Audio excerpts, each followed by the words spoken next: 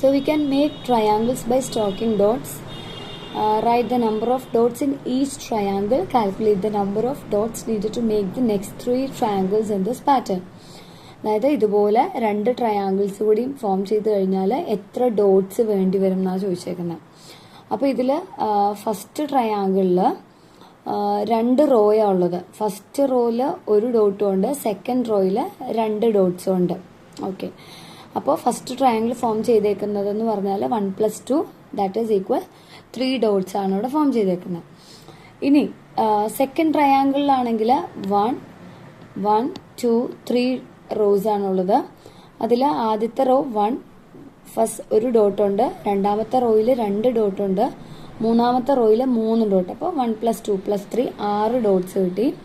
ഇനി മൂന്നാമത്തെ ട്രയാങ്കിൾ വരുമ്പം എത്ര റോസ് ഉള്ളതെന്ന് നോക്കാം. First row, second row, third row, fourth raw, അങ്ങനെ 4 റോസ് അവിടെ ഉള്ളത്. അപ്പോൾ മൂന്നാമത്തെ triangle 1 + 2 + 3 + 4 we get 10 dots, 10 dots കിട്ടും.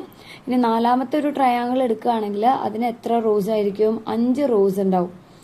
അതായത് 1 + 2 + 3 + 4 + 5 15 ഡോട്ട്സ് ആയിരിക്കും ഉള്ളത്. അഞ്ചാമത്തെ ഒരു ട്രയാങ്കിൾ എടുത്താൽ 1 + 2 + 3 + 4 + 5 + 6 21 ഡോട്ട്സ് ആയിരിക്കും. ഇനി ഒരു ട്രയാങ്കിളും കൂടി എടുത്തു കഴിഞ്ഞാലോ, 6th ട്രയാങ്കിളിലാണെങ്കിൽ 28 ഡോട്ട്സ് ആയിരിക്കും അവിടെ ഫോം ചെയ്യുന്നത്. ഓക്കെ, ഇതാണ് ആദ്യത്തെ സെറ്റ് ഓഫ് ക്വസ്റ്റ്യൻ വന്നേക്കുന്നത്.